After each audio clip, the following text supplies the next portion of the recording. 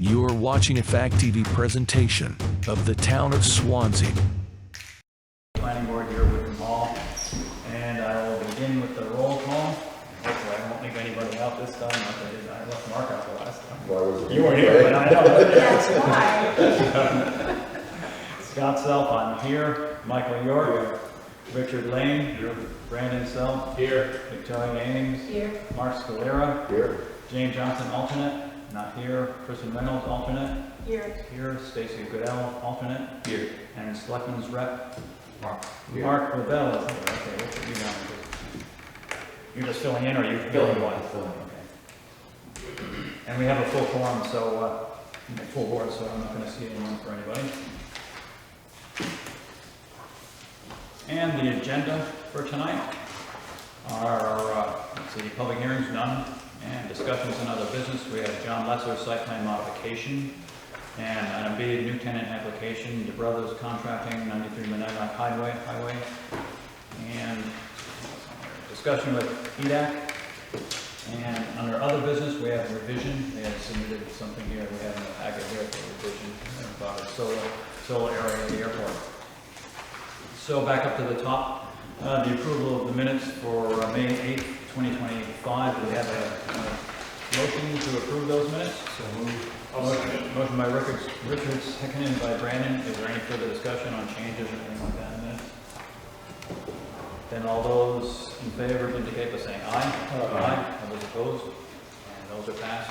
Regional impact, anything on tonight's meeting require us to notify the town since it's nothing on public hearings? We don't have it. We don't even need a motion, there's nothing on public hearings, we just discussed it. I just put that in there.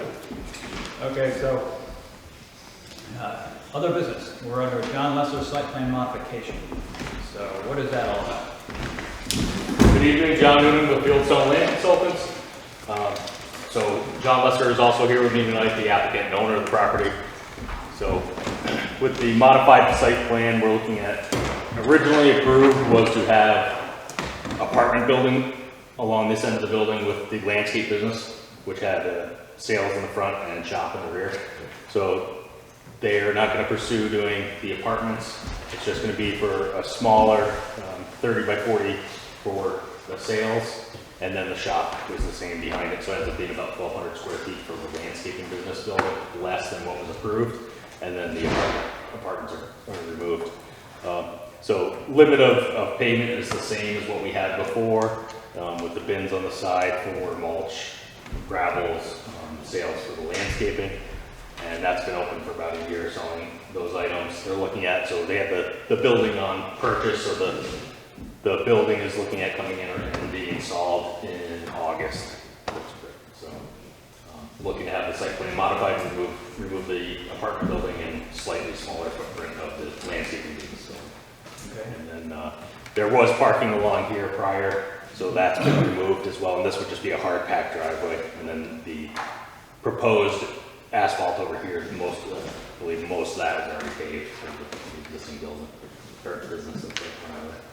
Okay, and you're also adding some stalls, right, for the materials? Yes, we've added some stalls for similar to what was approved before, just more stalls because they're seeing that growth in the amount of materials that they're selling.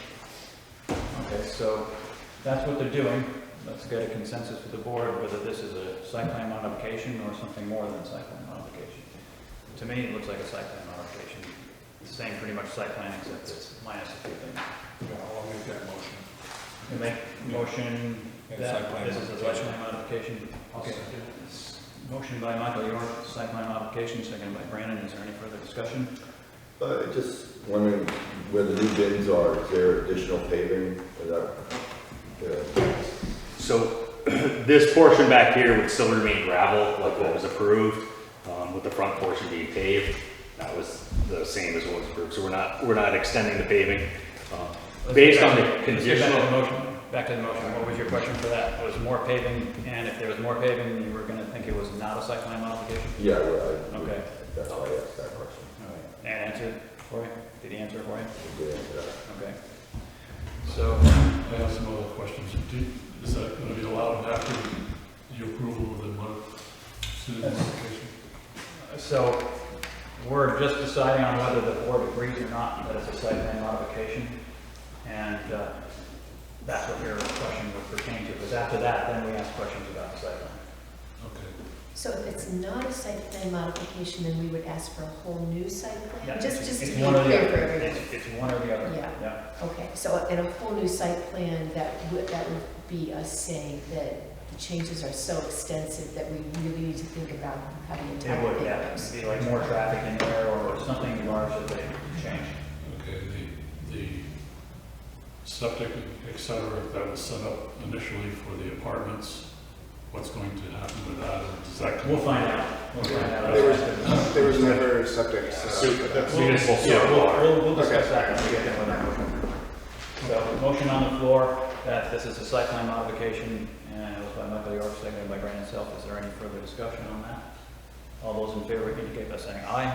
Aye. All those opposed? Okay, so it's a site plan modification. Now we may ask some questions about that. Okay. First, initially, the approval back, that's 2 years now. Correct. That we made that approval, and the things were supposed to be done within a year, according to what we sent out as a letter. But anyways, where the apartments were going to go, they were supposed to be, at that time, all the drainage or the septic line, the water line, et cetera, was supposed to be included in that initial approval. Are they in there? And if they are, they're going to have to be removed, correct? Oh, you're asking whether they've been installed already? Yeah, they were supposed to. That's what you're asking, that they've been installed. Because I think what we wanted them to do was the site work, not necessarily, I don't know if they're in there now, they'll answer that in a minute, but I think the board asked them to do all the site work before they could start using the property, meaning the drainage and the curb cut and those types of things, not necessarily those utilities in there. But just to be clear with that, Yeah. you have the floor. Correct. So the site work was done, all the utilities are not in because it'll be stuff to the building if approved. So the sewer still comes off of the same alignment that we had before. The building was in this area before, so we're running across the front with this municipal sewer, and then also municipal water, underground electric. So none of the utilities have changed from what was approved. They've just waited to put those in based on the building going forward. And then the drainage, to answer that, we still have, so this drainage basin that was in the front was already constructed.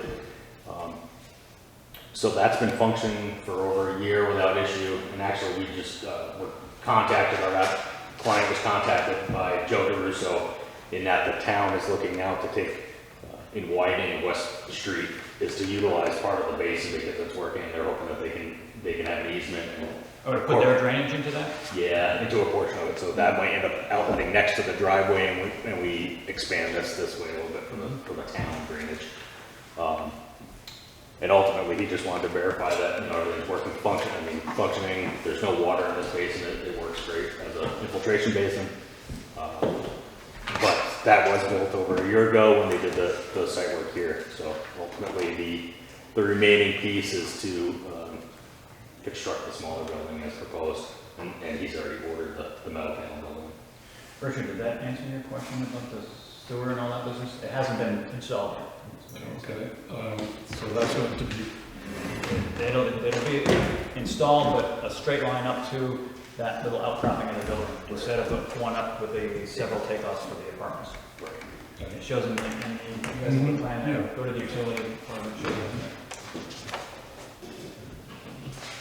Other questions? Just for the record, I wonder if we could address what is the planning board decision, where the approval was valid for 1 year from May 16, 23, and we needed to have active and substantial development work. And just for the record, I'd like to clarify, we have the utilities and the site prep, but we have no structure to speak of. There's that little sort of house there, but there's not, the big building hasn't been built yet, right? So Correct. where do we stand in terms of active and substantial? Generally, the planning board considers all the site work done by substantial development usually. That's a lot of work, site of the drainage and some paving, sometimes not paving, but generally we consider that substantial development unless we say so at the approval.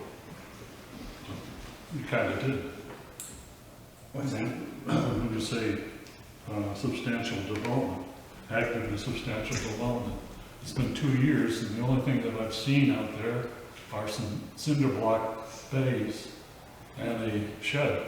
But the development also entails the site work. There's a lot of site work been done for that. You don't think so? I don't think so. Not With the, they did all the site work with the retention pond and the drainage in the back part of the property. I'm assuming that's in, right? That drain line on the back of the property, that's in, that is, and it's been leveled out and been prepared, and they, put up those cement block things there, but, aside from the building not being there, that's fairly substantial, I would think. But in any way, we aren't here to hold their permit or their approval because they haven't reached their substantial development. We're here to look at modifications of that site. Actually,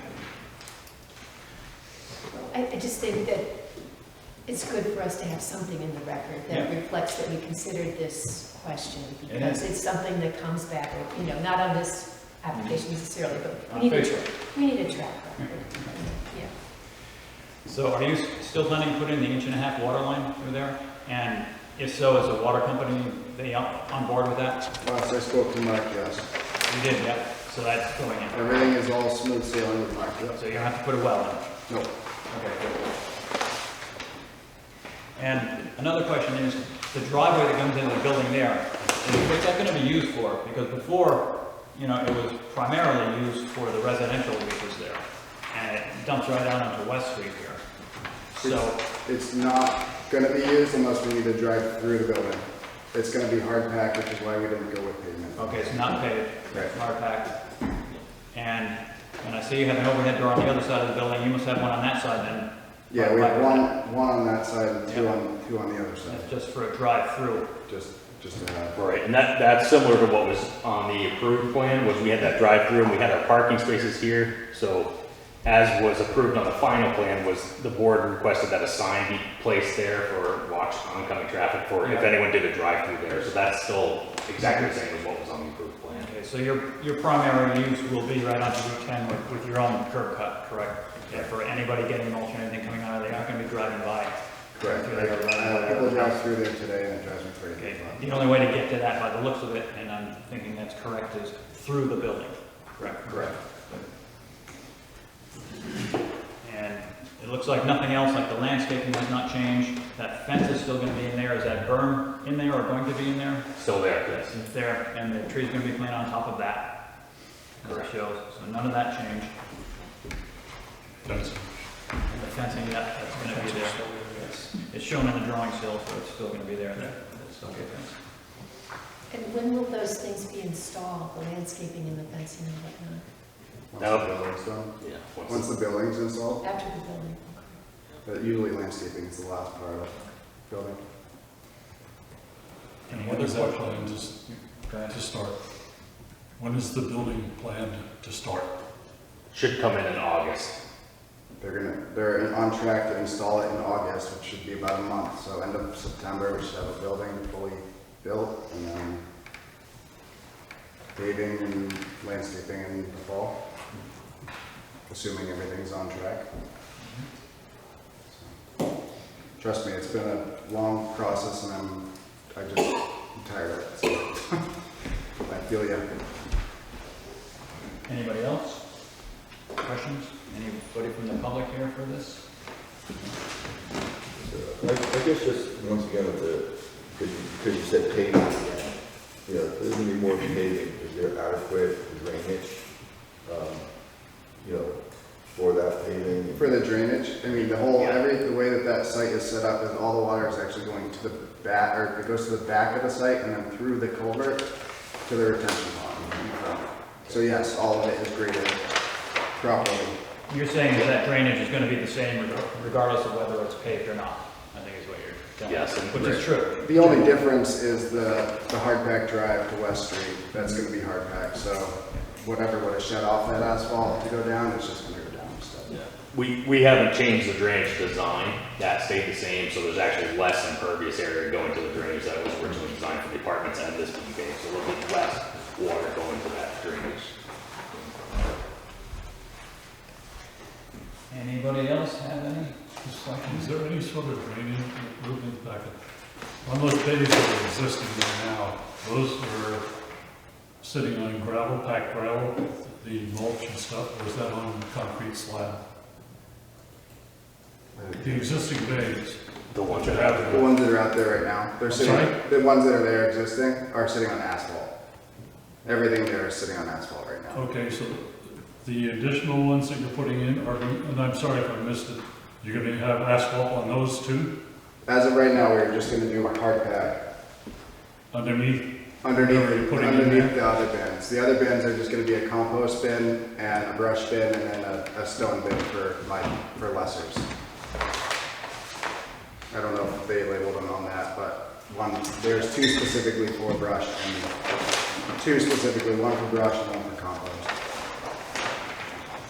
On the site plan, SP1, we have brush bin is that farthest left one, and the compost bin, those are the ones that say 28 feet. And that's the proposed gravel, which is hard packed gravel on this end. So those aren't products for sale, those are products that you generate by. Correct, landscaping and they'll be business. removed as they get filled, but I figured a clean bin would be a lot more cleaner to the eye than just a pile of debris, so just kind of tidy it all up if And possible. there's a match, which is my personal favorite, for that brush. Any other questions? And if not, a motion to approve the modification of the ordinance. Motion by Mark to approve the site plan modification, seconded by Brandon. Is there any further discussion? And all those in favor indicate by saying aye. Aye. All those opposed? Thank you. You've got it. Thank you.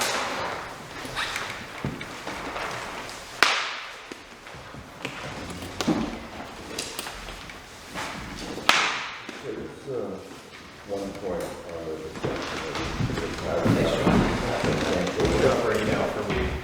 I think it is a project. It is. It's really, you know, that we housing development, it certainly would not. So, when somebody could do the same work as they did here,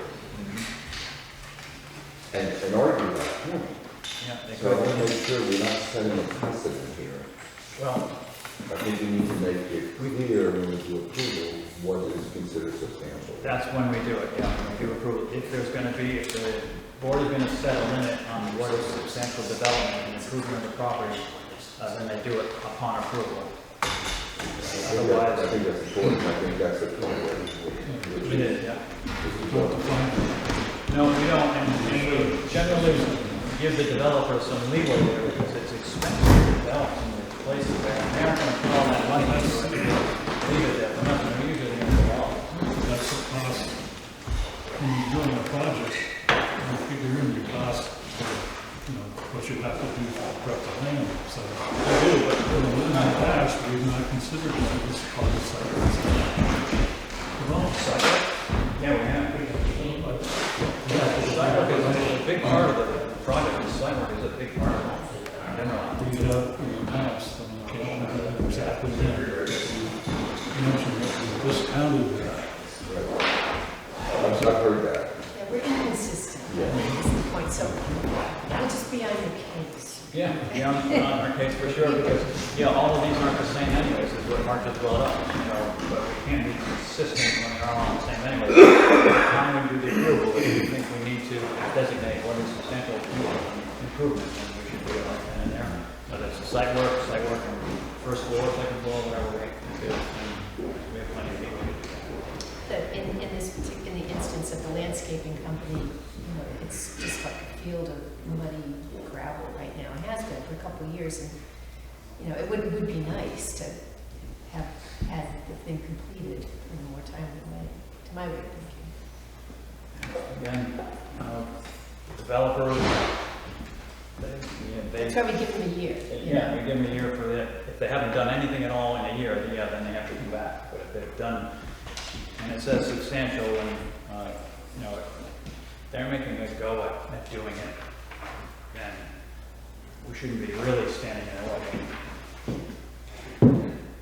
We usually consider the site work a substantial improvement, just because it's so expensive to put up a building and put up those type of And things. sometimes it takes a lot longer than others. Yeah. It depends on the topographical But layout of again, the land and what they have to do. yeah, but every site plan we do, no matter how big or small, we can put that determination there.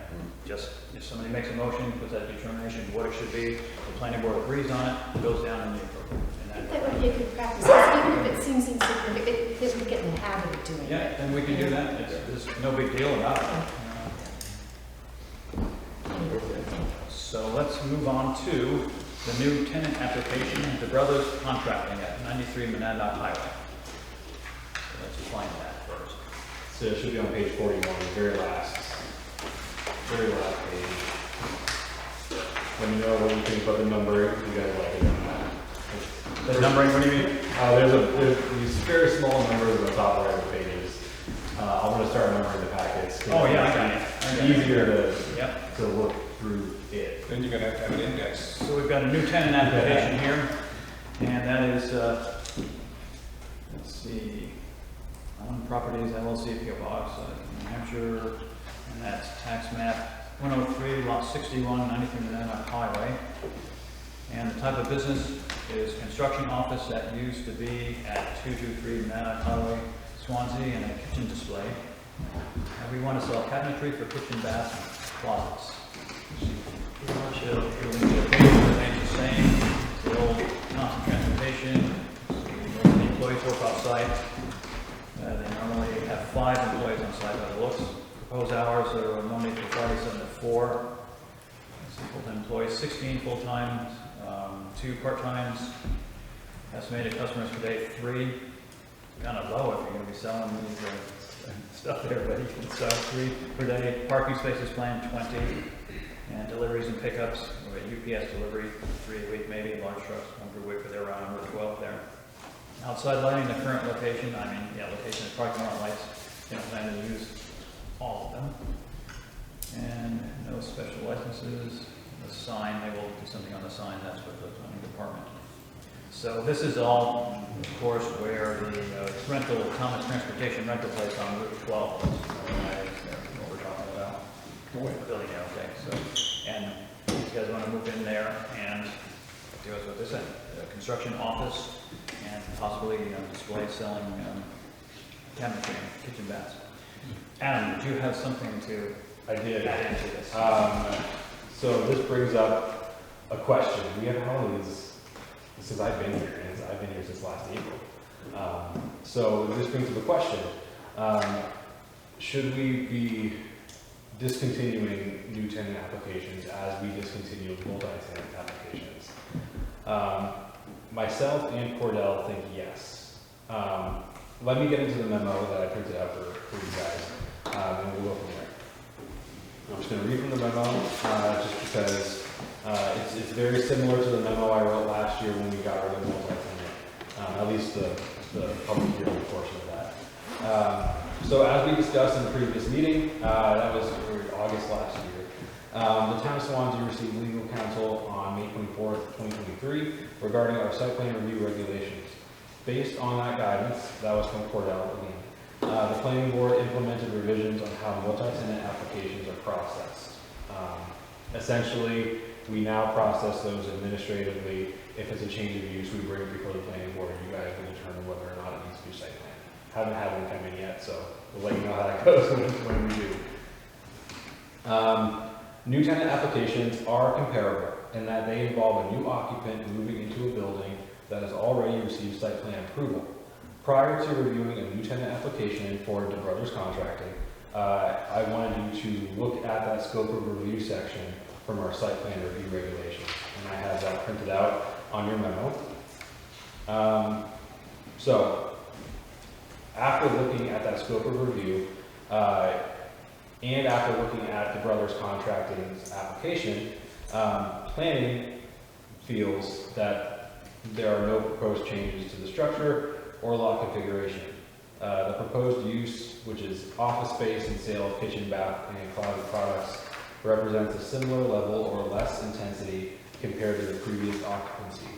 Adequate on-site parking is available and no significant changes to traffic circulation are expected. In staff's opinion, the application does not meet the threshold that would necessitate a new site plan. Consistent with the planning board's recent changes regarding multi-tenant applications, if a new site plan is not required, a public hearing should likewise not be required. These are my recommendations. New tenant applications in their current form should be phased out immediately.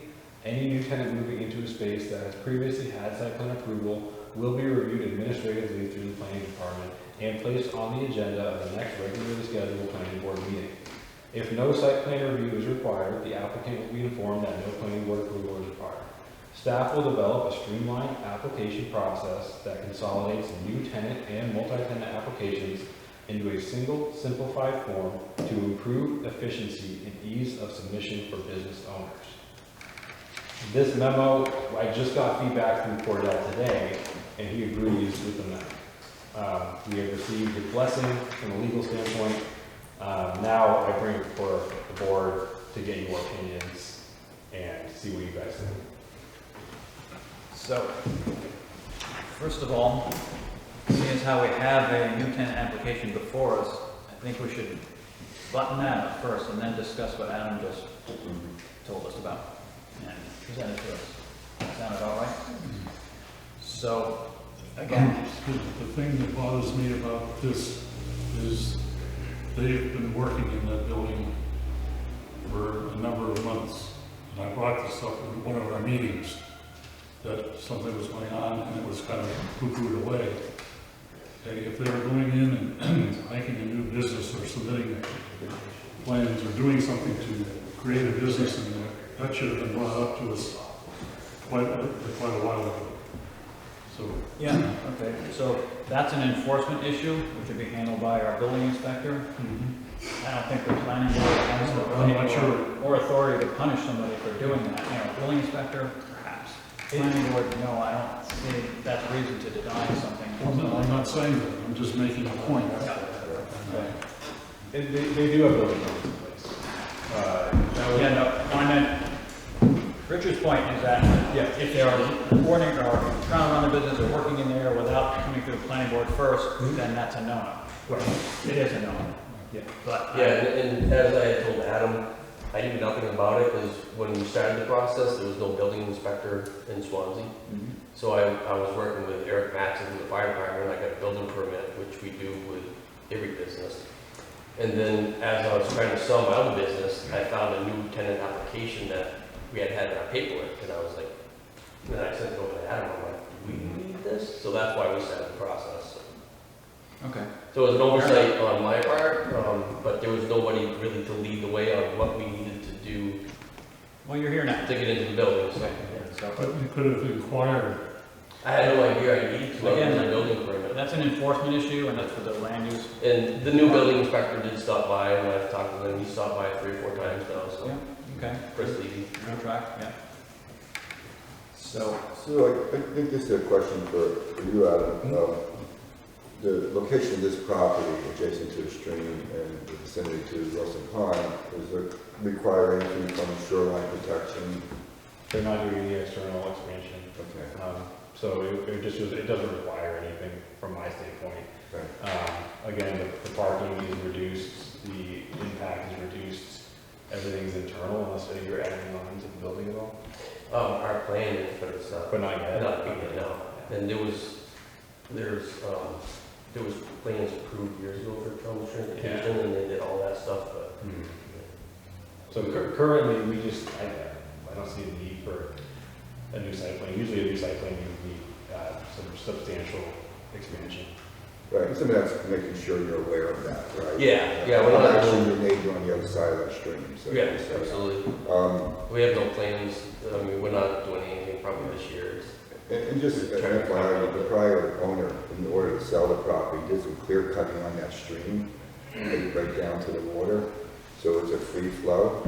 Believe me, if I saw you, plant some shrubs there and put a fence up there and make sure we're not getting debris in that stream, I'd come over and I'll give Need you. help you. I have a fence if you want to put it up, put down. So. Okay. So, does this look like a clear-cut new tenant application here? Yes, no, maybe? It does, so when you say kitchen display, that's like a showroom, right? Mhm. Yes. So you'd have, and you feel like you've got adequate parking for Oh, yeah. there's- mobs of people. Well, right? yeah. I don't anticipate it being that busy. I would love to have more parking. Yeah. There's a lot of parking now. Yeah, there's tons of parking in there. So, a motion would be in order? So moved. A motion by Michael York to approve the new tenant application, seconded by Brandon. Is there any further discussion? All those in favor, indicate by saying aye. Aye. All opposed? And you have your approval, and if and when you do add on to the building, now you know you have to come before the planning board. Absolutely. Okay. Thank you. Good luck over there. Thanks, Dan. Appreciate you. Well, you can hang out, actually, because we're gonna talk about it. We'll chat, yeah, you're good. Just before we get to the So, as far as Adam's suggestion that we no longer have a multi-tenant application, I think it's a good suggestion. It's more streamlined for businesses. Well, a multi-tenant one, new tenant one, multi-tenant one, they can do it right there in the office like they did before. And If there's gonna be a major change, they're gonna let us know. they flag it for us. And Yeah. if there's a question, or if the applicant comes in and disagrees with you, they can still come and see us. And Yeah, I mean, so nothing's changing in the fact that anybody can just see you guys. Yeah. And, but we're gonna flag, if this was an expansion, we would obviously flag, planning board and bring it before planning board.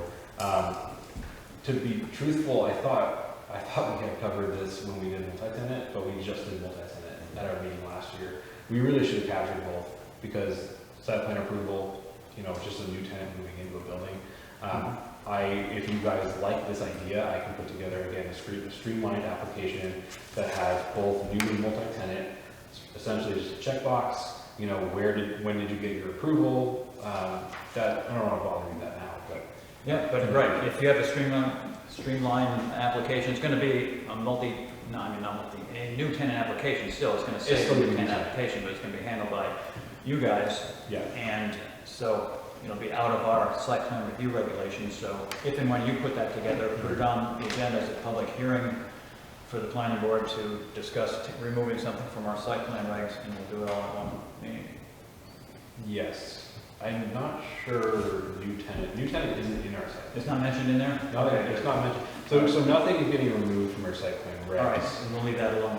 So if you approve something today and we're just going into effect, when we did the multi-tenant changes, that just went into effect. There was nothing removed or added from anything. Just the application was taken offline.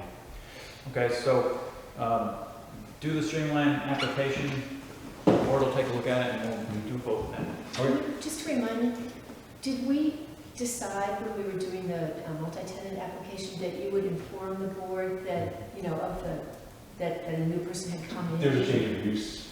Yeah. Okay, so we'll be getting that information Yeah. this, in the same way with the new tenant. Yes. This new tenant feels different to me because it is more likely to be a change in use, there definitely, with this one, there definitely is a change in use, which can have bigger implications, not Yeah, necessarily, right? So Yeah. we'll just be good for us to know, I think. Yeah, so a change of use in my mind is like,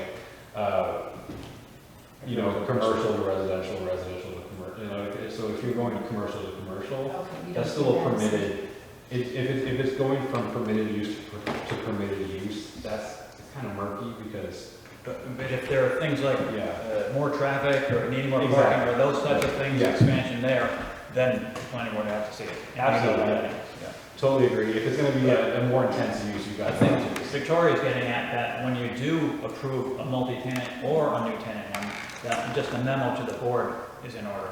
just to let us know that you guys approved somebody new in that building and. Because we're always watching, Well, right? Just to help us keep our finger on the That's pulse. exactly what we agreed on during the lease. Yeah, we did. Yeah. We have. We don't want to disagree. So we'll treat it the same way, yeah, treat it the same way. Yeah. Okay, so Yep, that sounds good. we'll have a vote on it when we see the new app. Sounds good. All right, thanks, guys. Thank you. So we have your discussion with economic development. Here we are, just you. Well, we got some other members. Commissioners, you Any of the members, come on up. Board. The joint committee, they don't want to work back. Come on, sir, come on. Just give me a shot. Okay, so, all right.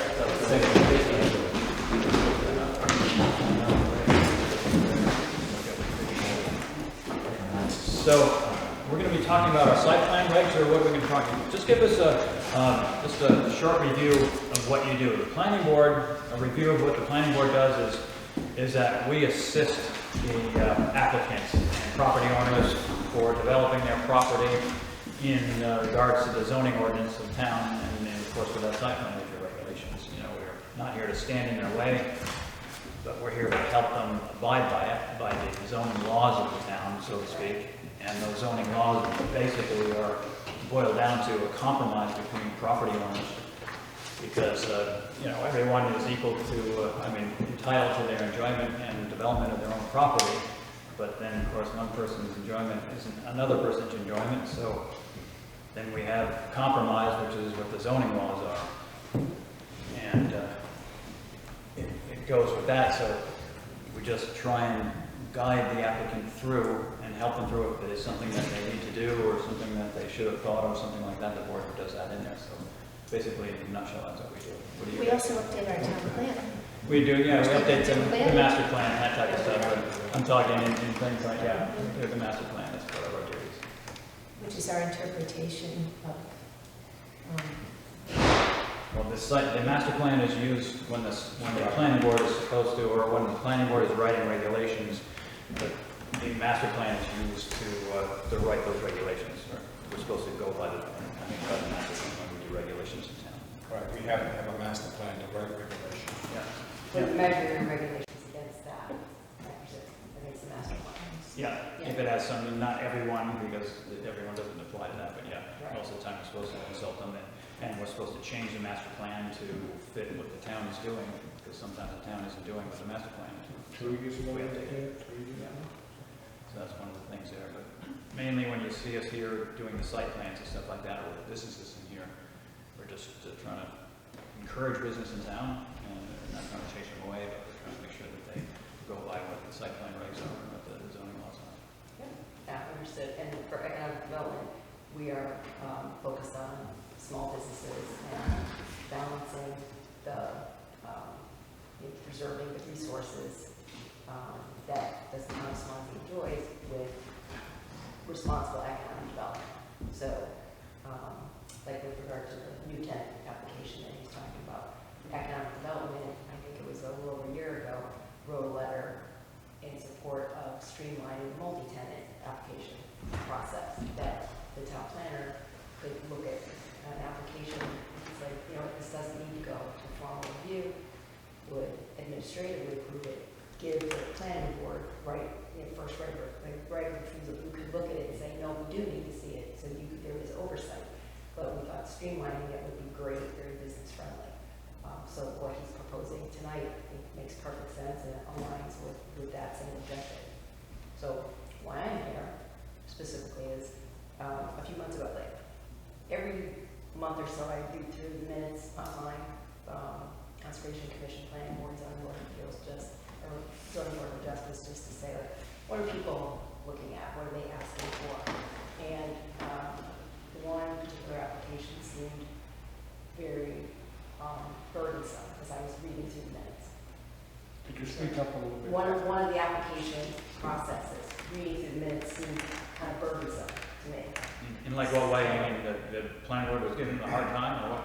The applicant seemed unprepared for, and so I didn't know, like, why was this person unprepared? So I just drove over to the business, didn't say, I'm from economic development, just like, hi, I'm Bergstrom, I live in town, we open a business, how's things? And so we just got to talking. And eventually the conversation got to working with the town. I said, so, what's it like working with the town? And she walked me through the process, and it seemed that some things could have been made clearer to her as a first-time business. Oh, and it's a small business, yeah, Yeah, right. Yeah, small business owner. Yeah. So, I thought, okay, so I went and looked at the website, and I've designed websites, I've been a programmer, I've been an analyst, so I kind of know what to look for. And I thought, okay, if I'm a brand new, small business owner, I want to open a new business, how would I do it? I went to the website, and it wasn't intuitive for me. So I talked to you all, sent you a letter in January, and just said, hey, can we maybe have a conversation where economic development could be a resource for small business, brand new, like entrepreneurs, home-based business, whatever. And you were receptive, Board of Selectmen were receptive, and said, sure, the town planner was receptive. So I read through, as you suggested, this, and talked it over with, we met in April, and discussed this, April, and discussed this, and there were several places where it would be very helpful to have a hot link, rather than say you need to fill this out, and then the person has to go look for it on the website. You need to fill this out. I can click on it, and it brings me right there. So there's probably a dozen of those in there. Very easy fix. And things like doing business in Swanzey tab. So sit down and just, how do I start a small business? Right, there's like a list of things. So I'm not saying you have to do it. I'm willing to do the work, maybe if Adam's willing to. Yeah, that'd be good under the land use law, for sure. But just to say, okay, we can make this easier. Again, I'm coming from a programming analyst background, how to use things. And I know if someone's using a site and they can't find what they're looking for in 3 clicks, they leave. So that's just statistics. Mhm. So there were a couple things, again, I looked for, couldn't find it in 3 clicks. So that was a little disheartening to me. And it's no one's fault. It is the way it is. So I just thought economic development can help and just try to make things. That'd be really helpful. Okay. I would think, really helpful. This is all endorsed by town staff as well, by the way. So just to let you know. So I don't want any solutions tonight, I just wanted to start the conversation with you all and say, can we work with you on this? And where we see things, maybe say, hey, what about this? So, Yeah, sure can. Okay. Sure, that's good. Because it is pretty intimidating. A small business, maybe not these larger guys, but a small business come in front of the town, we've seen them a lot in front of the board here, and they're, wondering what to do, and they're shuffling through their papers and stuff, and trying to make it easy on them as possible, but it's still very intimidating to do that. That'd be good to do something like that. And also in our site plan review regulations, you've read them through and seeing some of the things that we require, but we wouldn't require and don't require all of those things on every single site plan. If it's a small business like that, they don't have to go and do all that stuff up, but they don't really know it, and we can't really tell them without knowing what the business is and where it is and all that. So we would encourage them, and maybe something on what you're doing there, as part of those instructions, would encourage the person just to come in front of the planning board and just have a conversation, make a decision as to what exactly they have to do to prepare a site plan. How big it's got to be, how much money they have to shell out to do that. Because we've had them in here with very small businesses where they can just do them themselves, get a piece of the outline of the property from the, I guess, tax assessor's office is where they got it probably, and put their buildings on there and measured it out, and we've approved them that way. Because, again, they aren't a large business like this one here, it's smaller businesses. So that would be something that we'd encourage, and probably should encourage on maybe your site, or not your site, but your additions to the town center. Yeah. Can I make a quick comment? Christine at Town Hall, have you talked to her recently? We have an email relationship. Perfect. She's actually in the midst of working on a website redesign. Highly recommend reaching out to her to see where they're at in the process, because we all feel the same exact way as you feel. It takes too many clicks to get to things. So I'll reach out to Christine, see where they're at in that process, and work with her directly, because she's heavily involved in that. Thank you.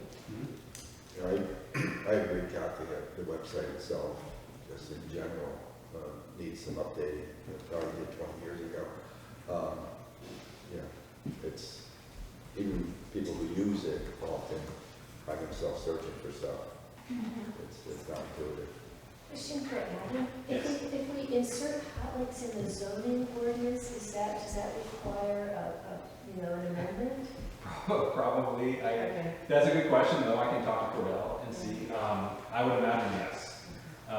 If it's only preliminary answer, yes, because we're adding language to the But ordinance. that might be something to bear in mind. I think if our ordinance was, well, this is a different discussion, I think altogether. I think there's a lot of redesign we can do with our ordinance that would make it easier to search for key terms. But if it doesn't change the zoning ordinance, why would it have to have an amendment voted from the town? You're putting a hyperlink in there, right? Taking you to a section. Right, it's bringing you somewhere. Which is why I gotta ask for it. Yeah, I don't see why we have to have that at all, just put it in there, but yeah, we ask our attorney there, but. Yeah, I'll Change anything. It's a good question, for sure. So would it even matter if it was a site plan review versus a zoning ordinance? What do you mean? Meaning, because we're talking about putting hyperlinks in, or other links into the zoning ordinance for people looking to set business up in town. And you're talking about our site plan Well, regulations. I know she went through her site plan regulations, and that's, I believe, where she was recommending the I'll give you for instance. Location and type of proposed sewage disposal system. Plat must be accompanied by an approved sewage disposal design approved by Water Supply and Pollution Control Division. And where would you link that to? Bring me to that page, water pollution control. So that would either be a contact, contact this person, Water pollution control page where? In the state RSA's? if that's where the person has to, like, Because where That would could be, that go? that Has could be to even more confusing. You know what I mean? That, If that's I know it's something I just an want to walk example. through with him. So Yeah. I had a question, I got there, like, what does that mean? Yeah. So that's why I want to have that conversation, just to go through this and say, what am I doing? Well, maybe we ought to have a planning board come up with, and with your help too, a page that simply says that. What does that mean? And we could decipher all these things that we have in our regs, because they are kind Frequently asked of, questions. we know what they mean, but Well, anybody even read like it? if I'm starting a new business, what are my resources? Like Hannah Grimes, Center for Entrepreneurship. That would be great to have on here. So if I'm starting a small business, they're a great resource, so put a link there. Monadnock Economic Development Corporation, put a link on them. Again, if I'm starting a small business, these are available to you. Adam's cell phone number, I'm just kidding. But I understand. The only downside to that is that those entities don't necessarily stay in business forever, which would require us to go through at regular intervals and sort of weed it out. So I wonder if putting it in the document is maybe the best place. Maybe that goes on a cover page in the website somewhere where it's really easy to. Or under other resources, maybe. Because I think what we're talking about is specifically for Swanzey For the town, yes. and in our regulations. I think, if you had a page, Economic Development Advisory Committee had a page, that would be a better spot for Oh, yeah. that type of Yeah. stuff. I think we have to stay within that framework of regulation. Yeah. But I have a question about protocol. So I was looking at May 5th Conservation Commission minutes, and there were 3 applications that were discussed. 2 were before the planning board and 1, I believe, was before ZBA. Are the subjects of those applications notified by the Conservation Commission that their application is being discussed? And I know they're not an authoritative body, but they do write to give their opinion and try to influence, I presume, the planning board and ZBA. So are the applicants notified that, hey, we're going to be talking about your application? Are you, Yes. They are. you're asking whether the board notifies the Conservation Commission? Is that what No, you're asking? no, so the 3 that I saw from May, 2 were planning board, before planning board, and 1 was before ZBA. So, and Conservation Commission was discussing them. So I was just curious, are those applicants notified that, hey, we're going to be talking about you, Cathy Bergstrom, you've got something for planning board, we're going to be talking at Conservation Commission about you. And do I have the right to go? So are you asking, you're asking if the Conservation Commission is notifying the abutters or the applicant? The applicant. The applicant. I don't know about the Conservation the Commission. Conservation Committee is not going to notify them.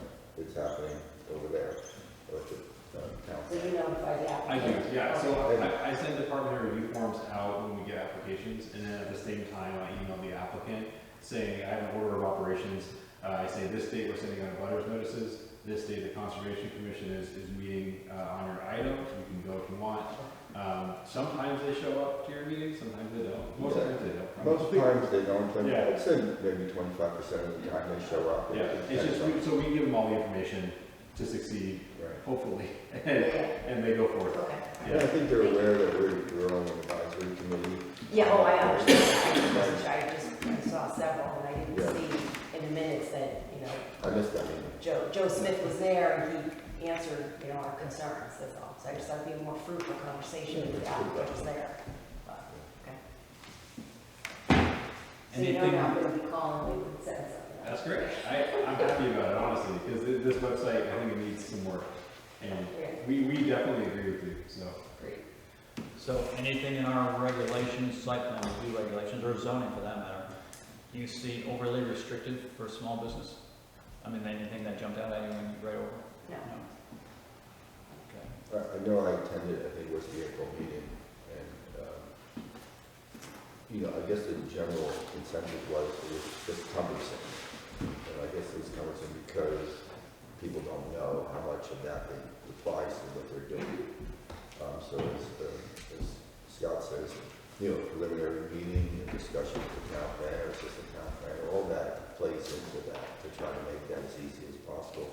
We try to be as transparent in all the committees on our review committee, conservation committee. So.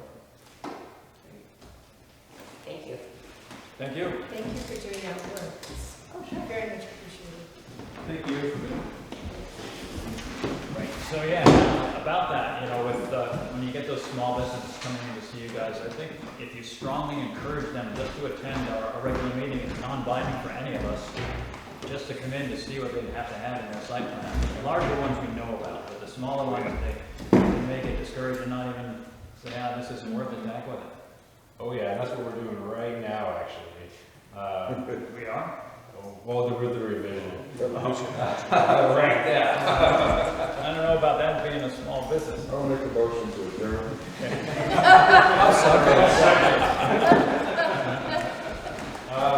This is on me. It's gonna be kind of a mess. We're on my laptop here. I don't think we can get into the Zoom still, right? We need to fix that issue. So, Megan, can you hear me okay? I can hear you, yes. Oh, wow, that's pretty good actually. That's not bad. Imagine we can even hear them. That's not bad. Okay. Yeah. So it sounds like you're pretty loud actually on my end. As long as there's no footsteps behind me, I think we should be okay. Megan, do you want to read through this document, or do you want to take care of it? Sure. I'll give a quick overview of that. That works for you. That works great. Yes. Again, I appreciate the opportunity to join remotely this evening. Apologies I couldn't be there in person.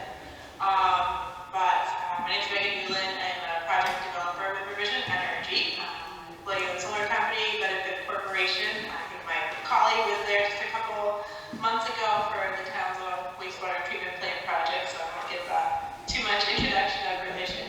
But we've been working with the city of Keene to identify and develop a large-scale solar array that could help them achieve their goal of having 100% of their municipal electricity use be from renewable energy by 2030.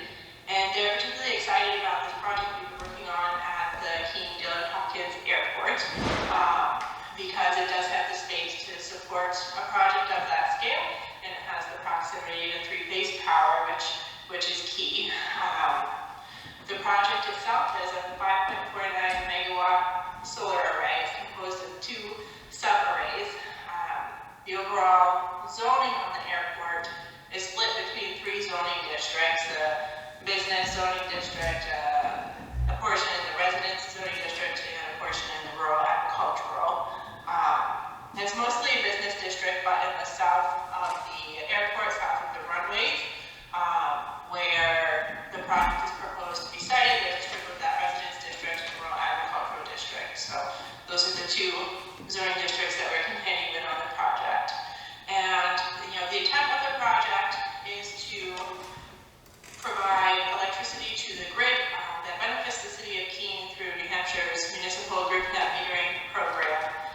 designed as a front-of-meter system, which means that it's not directly tied in behind any building. It has a direct grid connection, and it generates credits as measured at that net meter associated with the system. So while the airport is one of the desired beneficiaries of the system, it's not the only beneficiary and doesn't receive that electricity directly behind its infrastructure.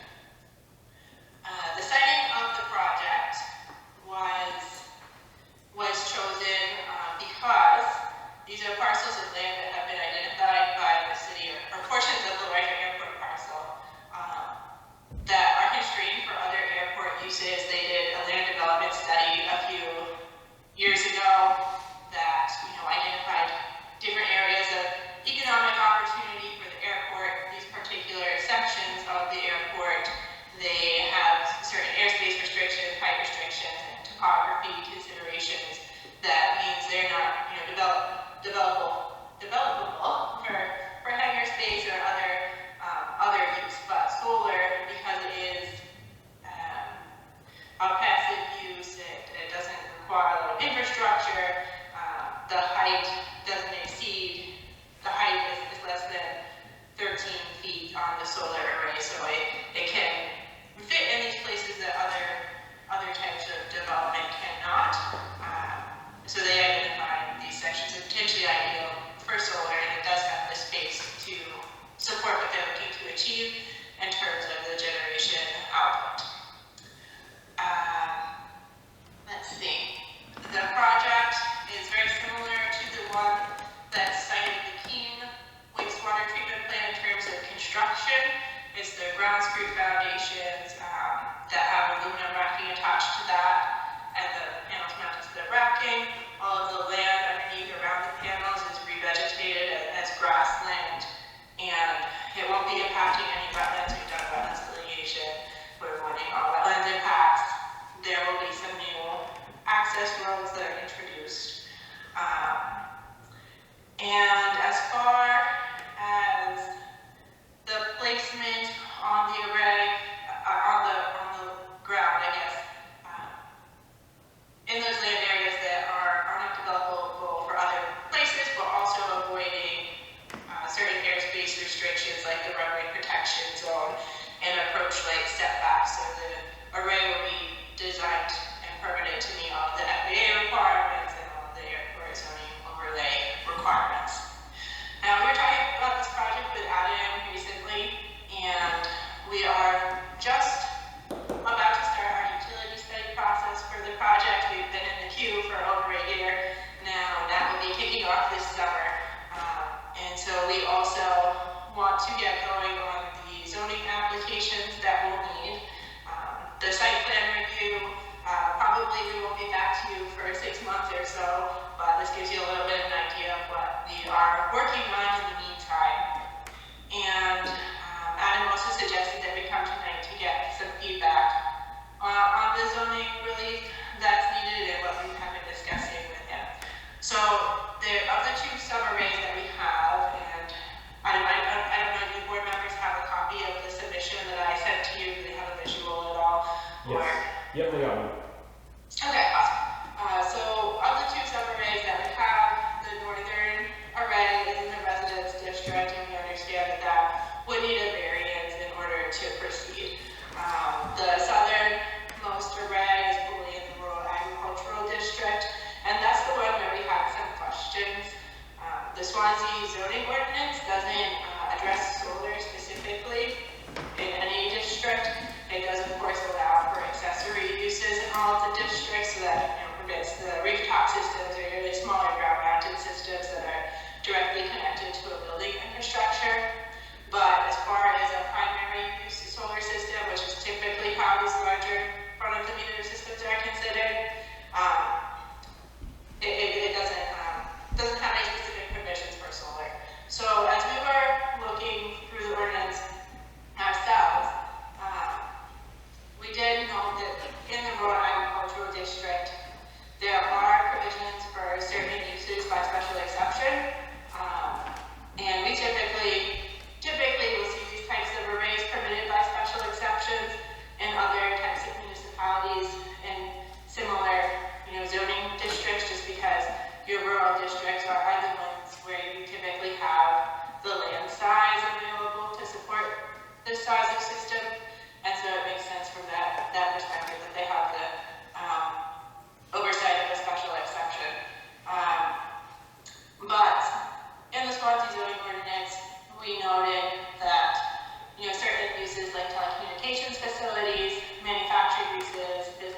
houses, industrial parks, septic lagoons, some material extraction like gravel pits.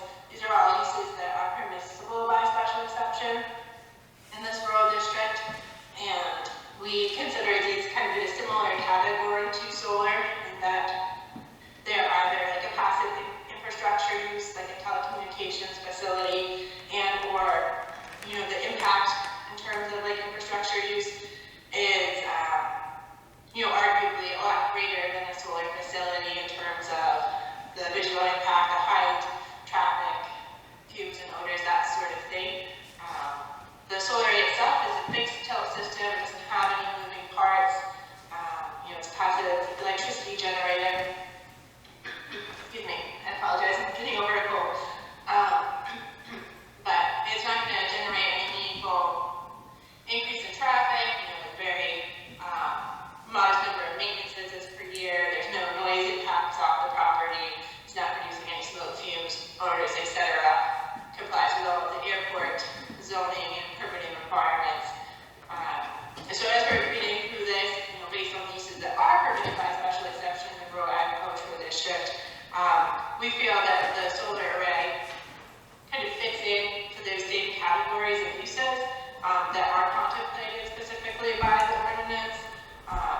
And in other cases, we've encountered where solar isn't specifically contemplated by ordinance, which isn't terribly uncommon as it's, you know, newer, and we're just seeing it become more and more addressed by ordinances over, you know, the past few years.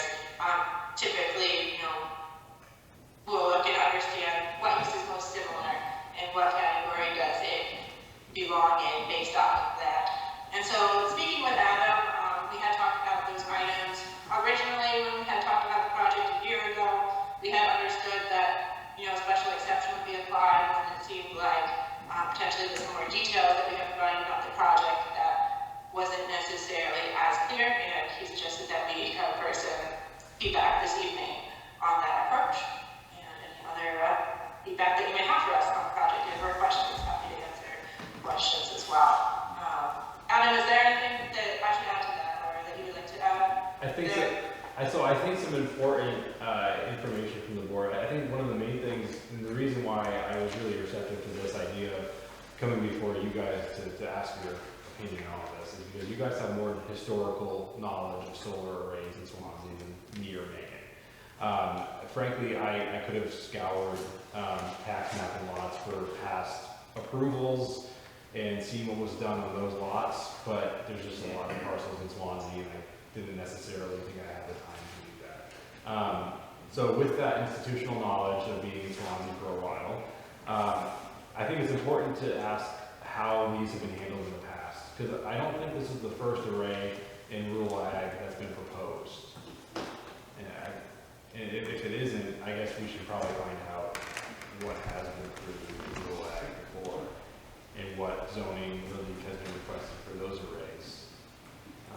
Yeah, I don't recall either if the one down here was solely in the business or a part of it went into the rural ag. I don't remember the large one that we put down. Yeah, I don't remember either.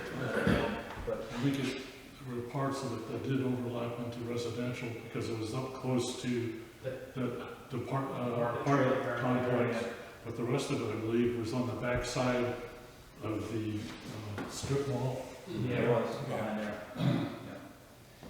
So just a quick rundown, if you want me to do just a quick little summary of that. The solar array in the residence district fully understood that needs a variance. Nothing in the residence district really mirrors the solar use. So completely understood there. Really, once you get into rural ag, that's when some questions start to come up. Initially, you're looking at the ordinance head on, it needs a variance. So, you know, taking the ordinance word for word, it needs a variance. But looking at the spirit of the ordinance, and this is where the zoning board, I know, comes into play, but if the rural agricultural district would allow manufactured uses, telecommunications facilities, industrial parks, I really feel like solar fits into that section for a special exception. I know we've discussed that under the guise of manufacturing, because they're manufacturing power. Yeah. It's sort of a gray area there, because yeah, they're manufacturing power, generating power. Right. But it's not a generator, because, you know, we would not allow a bunch of big generators set up over there running 24/7. Right. So it's more like a manufacturing part of it there, if it were to go under a special exception, but I think we need to clarify that in our next round of zoning. I think, so one of the points of this also is that if we don't come to a resolution today, Megan, and I know you want a more solid answer than this, but what this might do is provide some sort of, well, we might be able to look at our ordinance and on our next warrant article, this might be a topic that we can address. If the board feels like it's warranted going into the future, if we think we're going to see more of these. So that might be a positive result of all this, even if a variance is still needed. I still think it's important to discuss with the board whether or not we should be looking at changes to our ordinance to reflect more solar arrays. Does it sound like you're going to be back to the board in six months, you said? So, you know, maybe we'll catch you in time, maybe, but yeah, I'm not sure.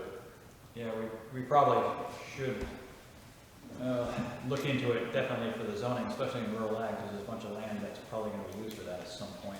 Well, Stefan and I have a working draft of a solar ordinance, but it's nowhere near ready. I'm not leaning towards ordinance, you know, ordinance after ordinance. I'm leaning towards use. You know? Yep. Just putting it in there as a use. It's conditional use. So probably just a use. If conditional use, you have to come up with the specific conditions to use a solar area in the rural ag, and you're getting more into the restrictions you have. But we might want to run it by the ZBA, because they're the ones who interpret our zoning ordinance. Mm-hmm. You can tell, we may have a consensus here that manufacturing is actually covering with solar, even though it's a little gray area there, to see what the ZBA says about it. Because if the ZBA says that, yeah, we would approve something under manufacturing that was a solar array, they would have the final say on it. Oh, this might be a good opportunity maybe for a joint. With the ZBA, it's possible, other things we need to discuss with them anyway. I'll just say, yeah. So So just one of many. But that's where it would lie, the interpretation would lie there. If the planning board got hung up on it, you know, if we decided to accept it, yeah, that's manufacturing, we got a site plan there, then it could be disputed with the ZBA. Yeah. So, Yeah, understanding their interpretation, and they might be looking they for are, our guidance. yeah, we don't have, well, our guidance, yeah, but we don't have the authority to interpret the ordinance. We just carry it out, we administer it. They interpret it, any questions, so we should run it by those guys to see what they say about it. Yeah. I would think that the cleanest way to do it would be a zone, use, rural ag. Which I think is Large scale. overdue So- anyway. I think this is just a catalyst. for Yeah. that. Megan, do you have any other follow-up questions? I know this isn't really accomplishing much, I'm sorry about that, but it's good to have all this institutional knowledge to draw from if you feel like it's needed. Do you have any questions for the board? I appreciate the conversation this evening, and appreciate you guys considering, possible future updates that may help, clarify the road for larger solar projects in town. That's certainly very, very positive. I wasn't sure if you had suggested that there was a scenario where it was considered under a manufactured use, or that it was just simply something that had maybe been discussed, but not necessarily a project had gone through under that classification. It's a possibility that may have come up under that classification. I don't remember exactly, but it's possible that that's how we were looking at it. But yeah, don't hold us to that. But again, for a determination from the planning board to say that, why don't you go ahead with your project, we probably figure it's manufacturing. Well, the ultimate decision is with the ZBA, so if those guys are on board with it, then the planning board can be on board with it, without changing something. Yeah, understood. And my understanding was that the code enforcement officer ultimately kind of had like the final interpretation of the ordinance standards as it was written. Is that something that you disagree with? That's not correct. That's not right. That's not correct. There might be a line somewhere in the The ZBA has to, this would be an interpretation of our ordinance because the manufacturing can go either way. So the planning board doesn't have the authority to interpret, but the ZBA does. They may sidestep it like they've done other times, but we should be run by them. What were you gonna say, Adam? Megan, I think I know what section you're talking about, because there's a line in the ordinance that says something to that effect, but I'm not sure what section that's in. I think that requires, could you send me that, just so I have a reference point?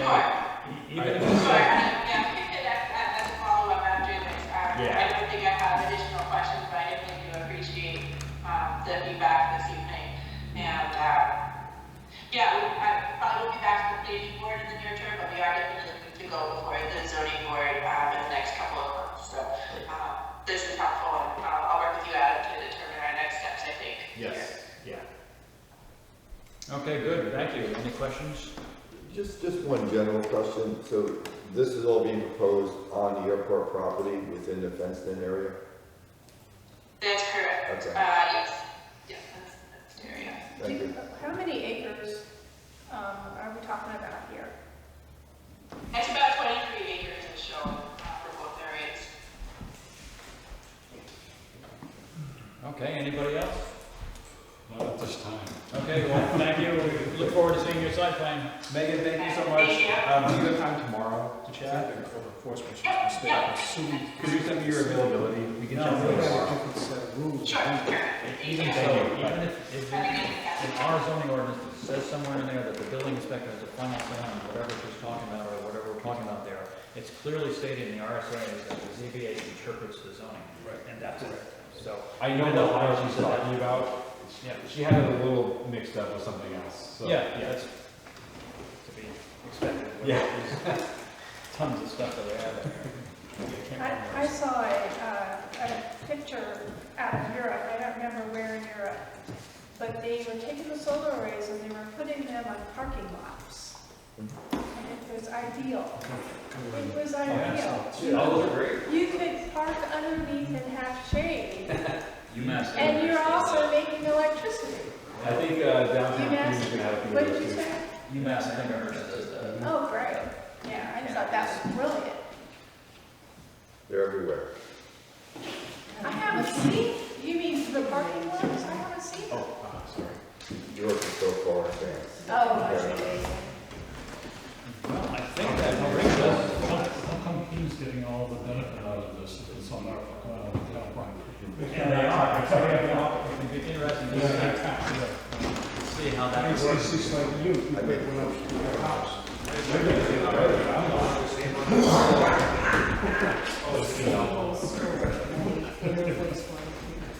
Okay, anything else for further discussion other than the airport?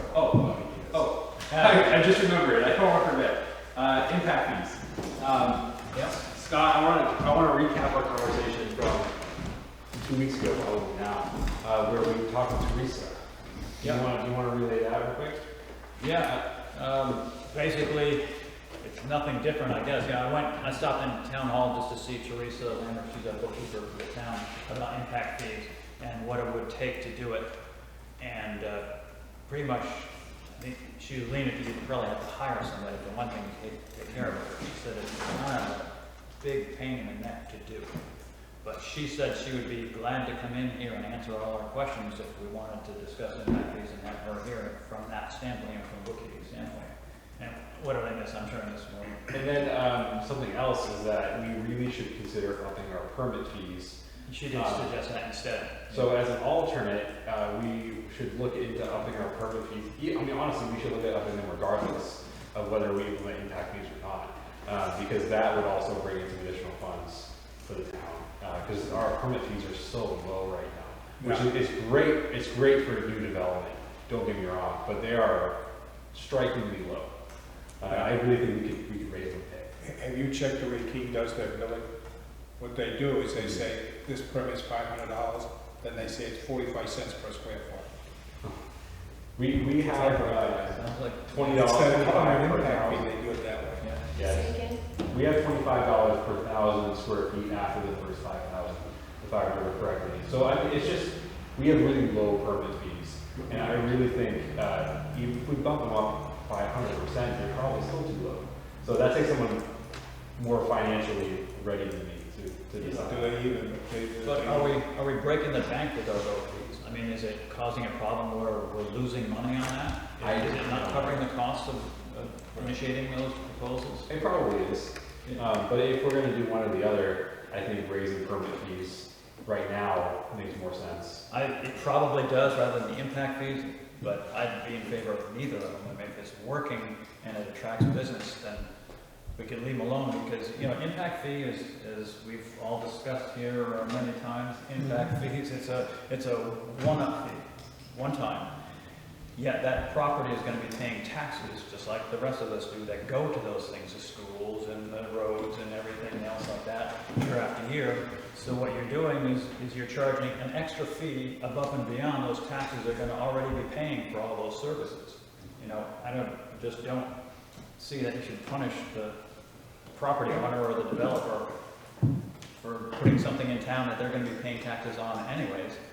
And a lot of the business part of it, like this one for instance here, they'll be paying the same taxes towards the schools that we will be, yet they won't be getting anything out of it. So, you know, impact fees it's a terror. I think sometimes there's a transition that happens when something is built, right? I think that's the purpose of the impact. But if you can prove that transition, fine. Yet, you haven't, to me anyways, you haven't proved that transition, that we really need that money for such and such or whatever the heck. And I also say we wouldn't need to hire somebody for impact fees. It's not that burdensome. We need to hire somebody because we have people that are overworked in our town hall. That too, yeah. I think once we get to hiring somebody though, it negates it just negates the benefit.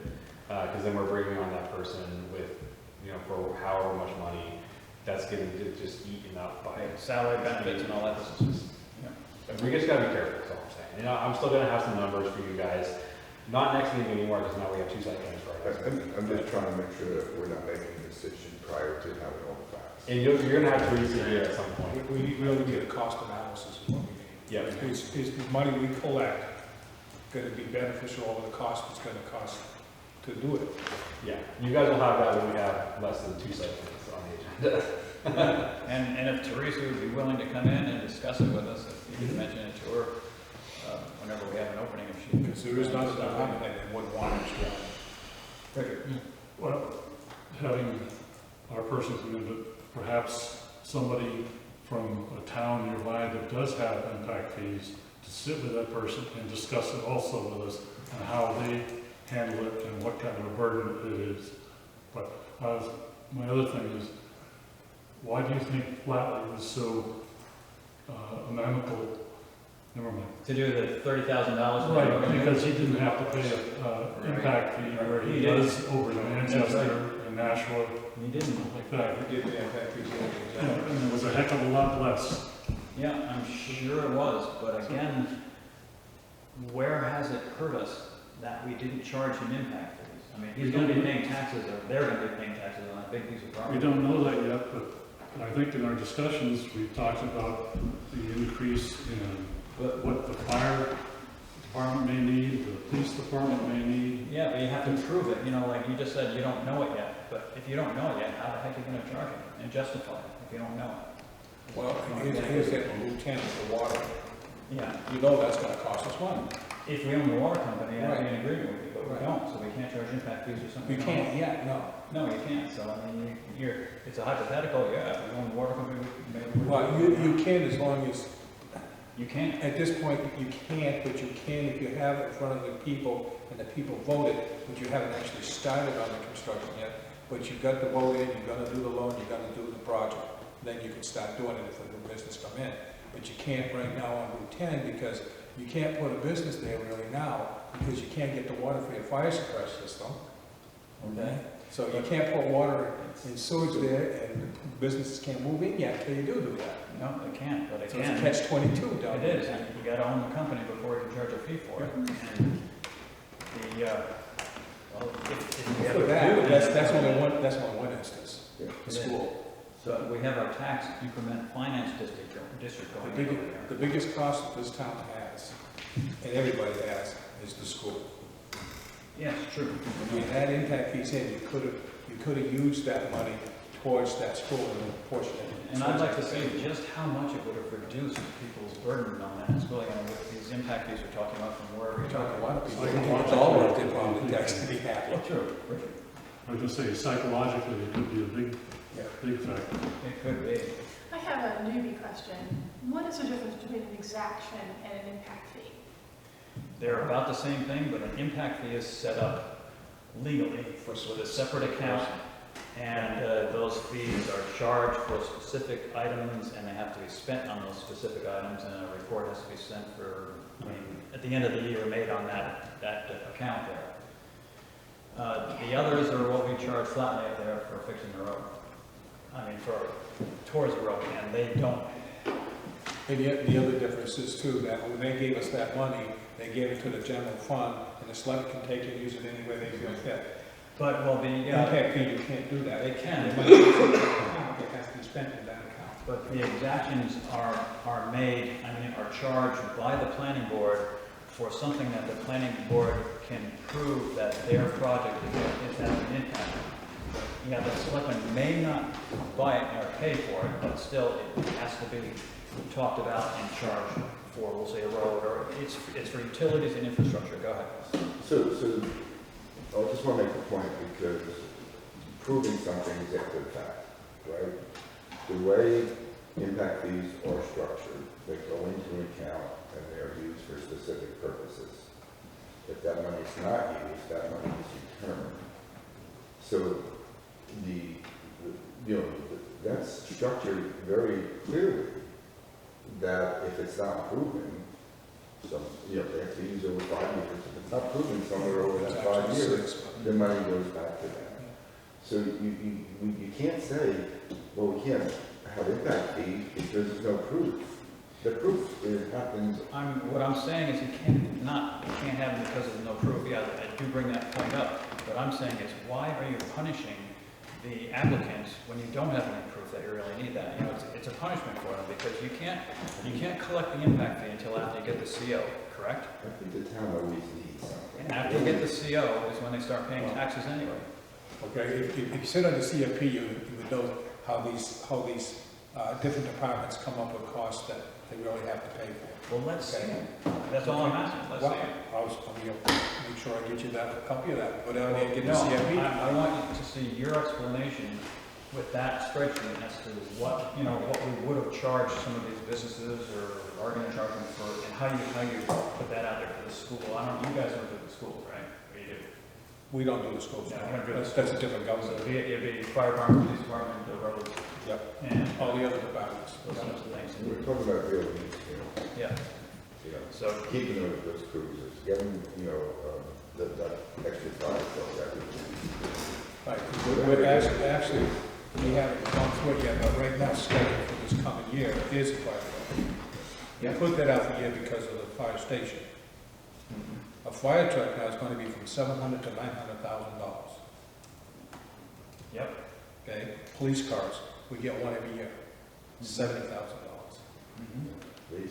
So that money that's in the account could be used for that. It could be, as well as the taxes for that development is being used for that as well. Whatever goes in there, again. Right, but upon the CO. one comes out of, some of that money, it's never gonna drop your property taxes down drastically. It's never gonna do that. What it's gonna do is help level it off a little bit, maybe not go up so fast. Okay, so that's the benefit right there. And everybody, you only put, like schools and stuff, okay? If you have a development that doesn't have children in it, or gonna have children, you don't charge them that fee for the school. That aren't or are. That aren't, if you have a development that has no kids going to it, Yeah, sort of like lesser, okay? yeah. Then a portion of their fee would only go for like infrastructure, for water or sewage, or maybe police or fire. It wouldn't go towards the school. So let's say you did charge these guys, we're talking about right down here, Lester's there, an impact fee. What would you have charged it for? You would And how do you- well, you have a matrix here, you would have the fire, you would have the police, But justifying a sewer, house up, water. how how would you say that that had a big impact where you had that justified? You're not talking about a big impact, you're talking about them sharing the cost with the property tax owner. And what are they doing when they get their CO and start paying taxes? They're sharing the cost of the property tax, right? They're Right. paying their fair share of Right. taxes. But they're taking up, it's a one-time fee, first of all, Yeah, I know that. okay? It helps offset the cost of that. Offset the cost to us, that's what I was asking you. What did we need to offset for that? Because that's going in there, what did it cost us? I don't know. Theoretically, it could be the cost of having more truck traffic on the highway, or, you know, I mean, And that I kind of thing. So, it's a but I use- think the point You need a is, schedule is what you need. yeah, I know that you're concerned with punishing, I mean, it was punishing to developers to have an extra expense for them, but I think that same argument could be made in the opposite direction, that there could be, you know, that same kind of punishment to the people who already exist in the community, who might see, you know, additional strain on town resources because now there's this extra stuff that's come in, you know, after we've been here for a while. Could be. I think that's the argument of it. I'm not a proponent necessarily, I'm just saying, I think it goes both ways. Yeah, you can see it that way. I'm not necessarily a point, I'm not a really. You can't make a motion. I know, I'm just, I have like 2 other things to talk Oh, about. you do have two? Yeah, it's just like, we should just table it over now. We're waiting for Brandon to come back. Yes, well, they're not really too important. Okay. Since So, everybody's making their declaration, I'm not necessarily a proponent either, but I do want to hear. This is all We good want to hear discussion, all you the know, others, me this too. is good discussion, and, I In just fact- don't in fact, want- I only- I hate when things get. 100 units of housing I- is a lot I- different than Lester's, so it's- Yeah. See, I only brought it up because the select board back 3 years ago asked me to bring it up. yeah, So that's why I'm bringing it forward. So, I'm still gonna be convinced, but I'm trying to look at the cost versus the, and I agree, and some, but you know what? It's not slowing down any, I read 2 different research papers, and it doesn't slow your development at all. And does how, what do you need anything from us to propose an increase in permit fees, or is that an administrative thing? Good question. that's us. That might be a select board. And you guys I think that's us, we propose it, and the select board confirm it. I'm pretty sure you guys. Let it up. let us So know. first step, second step, okay. I'm all about it, so could we, you know, I'll whatever you call need to do Teresa for and us, see what could she you do? thinks. Bring in a schedule with the fees for us so we can look at it and we can maybe make suggestions. I'd be awesome. Times 2, times 3, and times 4 columns. Because you know that our fees are so much lower than other towns, I'm presuming, it might be helpful for us to see a couple sample Comparison. schedules for towns that we feel are comparable, and that way we'll know how bad it Yes. is. Yeah, I keep meaning to do all this and I keep getting. In your spirit. So, Yeah. our next meeting is gonna be 2 site plans, fire station, and, subdivision actually. So site plan subdivision, our next meeting. Are we still okay for, joint meeting with the Conservation Commission, the second meeting in June? Yeah, I think so. Okay, Yeah. I'm gonna throw that proposed ordinance that I handed out. I hope you guys have had time to look through it. Have your notes ready. I know last year's joint meeting went long, this one's gonna go long too. So, I'll have it on the books for the second meeting in June. I'll get with Sherry. Sherry already knows, but I want her to confirm with you guys, over at the Conservation Commission. Just bring us some costs for us. I honestly might go on the streets that day, because it's gonna be a long one. So, have your notes ready, please. I really appreciate it. That's all I got. Will do, thank you. I'll make a motion to adjourn. Okay, motion by Mark to adjourn, second by Brandon. Is there any further discussion? All those in favor, indicate by saying aye.